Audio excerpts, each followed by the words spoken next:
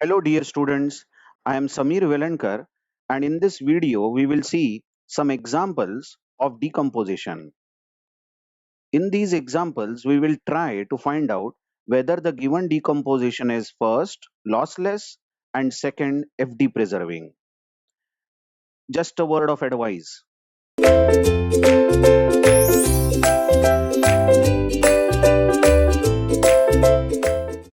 You must see the previous two videos in which we saw the topics what is meant by lossless decomposition and what is meant by FD preserving decomposition.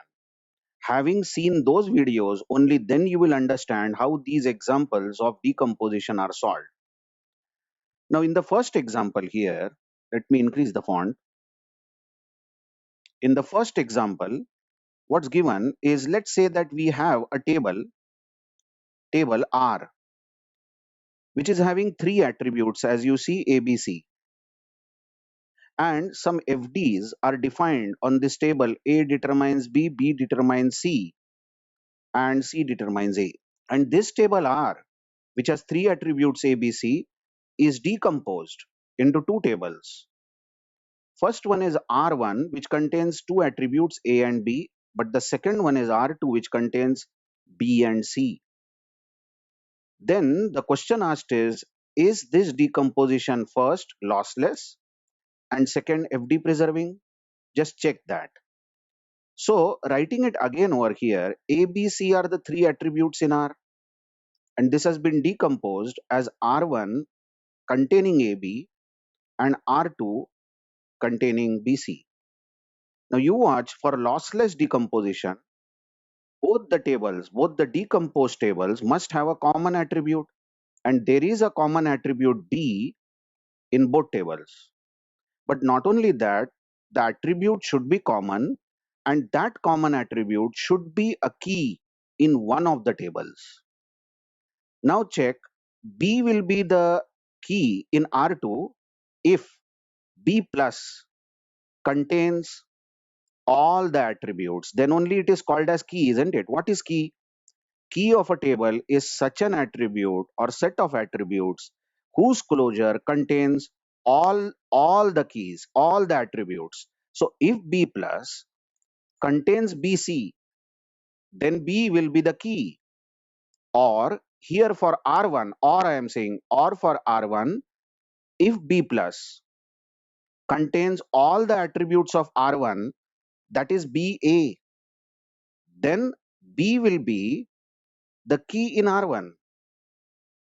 Now, if any one of these is satisfied, yes, this one is satisfied. B plus contains BC because you see the original FD set given on the table R. This is what you have to refer.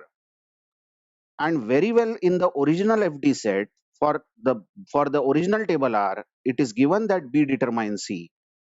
So when you are finding B closure, watch this. When you are finding B closure, isn't B closure going to contain B? Yes, B closure will contain B because B determines B, trivial dependency.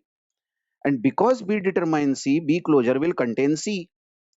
So B closure contains all the attributes. Are you understanding? Of R2. Then B is definitely candidate key of R2. Isn't it? That is enough. We don't have to then question is B a key in R1 because the common attribute has to be a key in at least one of the tables and B is a key in R2 table. So this decomposition is lossless. I hope you have understood. So just check, that's what I have written in neat and clean. Here R1 and R2 have common attribute B. And in table R2, which contains B and C, we have the FD B determines C, which means B is the candidate key of R2. From the original table, we can see that B determines C. Hence, the common attribute B is the key in at least one of the tables. Hence, decomposition is lossless. Good. Now comes the next part. We know that this decomposition is lossless, but is this FD preserving? Now, for a decomposition to be FD preserving,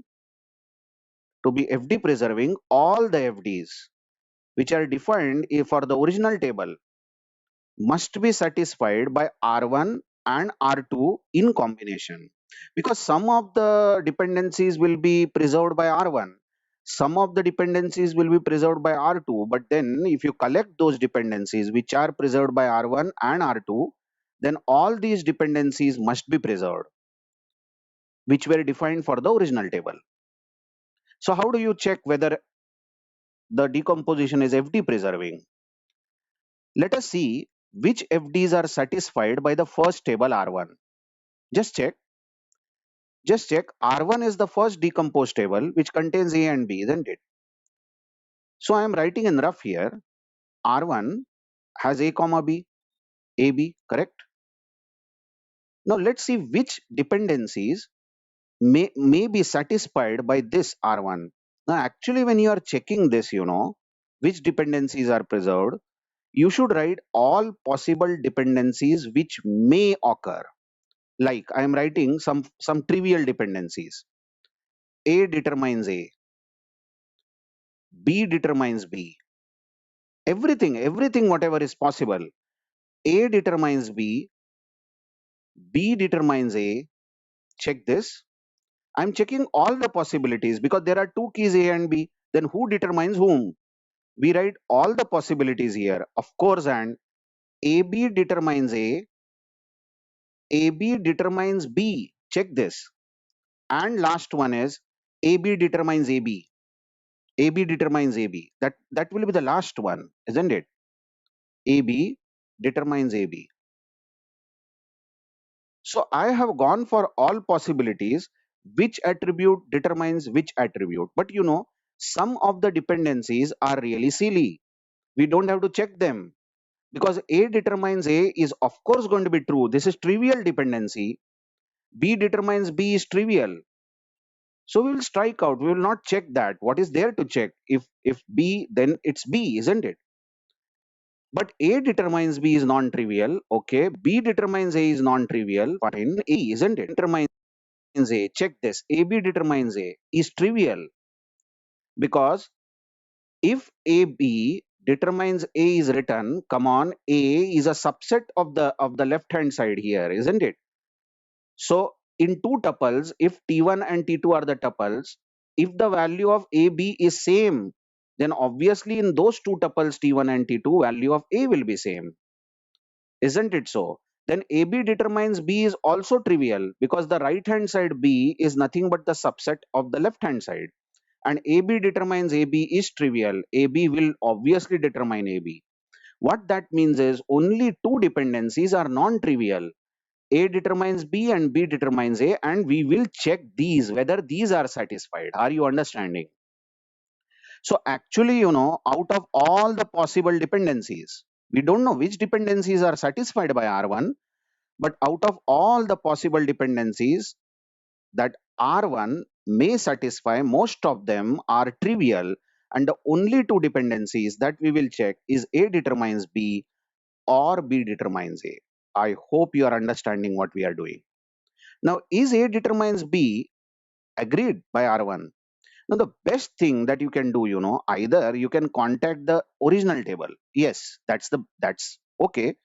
A determines B is there in the original table. So obviously it's true, isn't it? A determines B. But wait, instead of doing that, what you do is you want to know whether A determines B is satisfied by R1. Then you find A plus. A plus on the original table. Hello, on the original dependencies. Now what will A plus contain? Just check. A plus will contain A. Obviously A determines A. And due to A determines B, B will come in the closure. And due to B determines C, C will come in the closure. So A closure contains everything, all the attributes. Are you understanding? So that means A determines B. True it is, isn't it? A determines B. This is true for R1. That's how you do it. Now, how do you check whether B determines A? Now starts the fun part. If you see the original table and you say, no, such a dependency is not there, B determines A, where is it? Among these three dependencies, then you would say, no, B determines A is not satisfied. But wait. What you do is you find B plus on the original table. Find out B plus. What will B plus contain? Check that B plus will also contain ABC, isn't it? B plus will contain B, obviously. And B determines C will bring in C. And C determines A will bring in A. So obviously B determines A. You watch that. B determines A, correct or not? So this dependency is also true. I hope you are understanding. So out of the two non-trivial dependencies, both are true and remaining were trivial, so don't bother about them. We are talking about only non-trivial dependencies. By the way, that's what I have written here. Just read it. For checking whether it is FD preserving, what we do is, let us see which FDs are satisfied by R1AB. Since there are only two attributes A and B in R1, we have only two non-trivial dependencies because there are only two attributes, either A determines B or B determines A, isn't it? So these are the two non-trivial, and A determines B is preserved because A plus has ABC, so A will has a capacity of determining B, and B determines A is also satisfied because B has ability to determine A. Hence two FDs are satisfied by R1. Let us call this FD set as F1. What that means is, I am calling these two FD sets which are satisfied by R1, these two FDs, as F1. Remember, F1 are the FDs satisfied by R1. Similarly, let us see which dependencies are satisfied by R2. Now you know that R2 has B and C, isn't it? Two attributes, B and C. Then first of all, if you enlist R2 BC, which dependencies may be defined on this? If you try all, B determines B, C determines C, correct? B determines C, C determines B, correct? Then BC determines B, BC determines C, and the last one is BC determines BC. Again, it is very funny to check all these trivial dependencies. C determines C is funny. It is obviously true. Why will you write that? And B determines B is also funny. It is obviously going to be true. Then only two non-trivial dependencies we would like to check whether these two are true. And how will you check whether B determines C is true? Remember, you find B plus on the original table. And you just remember original table B plus had ABC. We just now found few seconds back. That means B can determine C. This is true. And you find C plus on the original table to find whether this dependency C determines B is true. Watch that C plus is also going to contain ABC because of the original dependency is given. Check that C plus is also going to contain ABC because C plus will contain C. Then this dependency C determines A will bring in A, and then A will bring in B. So it is also going to contain ABC. So C has ability to determine B. That means this dependency C determines B, as C plus contains ABC, C determines B is also true. What that means is R2 satisfies two non-trivial dependencies, B determines C and C determines B. I hope you are understanding. So that's what I have written here. For the table R2, because it has only two attributes, B determines C and C determines B are the two non-trivial dependencies, and as B plus contains A, B, C, B has ability to determine C, and C determines B is also satisfied because C plus contains B, so C can determine B. Now these two FDs are satisfied by R2, and let us call this set as F2. So I have named these FDs which are satisfied by R2 as F2. Now the last thing, let's try our luck. If I find union of F1 and F2, just check these words. If I find union of this set F1 and this set F2, then is it that F1 union F2 covers, that's the word, covers all the original dependencies given? Let us see union of F1 and F2 is going to contain these two, 1, 2, and these two, 3, 4. Now let's see whether F1 union F2 satisfies all the original dependencies. You watch, A determines B is already defined on the original table, isn't it? A determines B, yes. So A determines B is preserved. It was there in the original table and it is there in F1. Similarly, you see B determines C, this one, which I am ticking. B determines C, yes, it was also there on the original table. It is satisfied, good.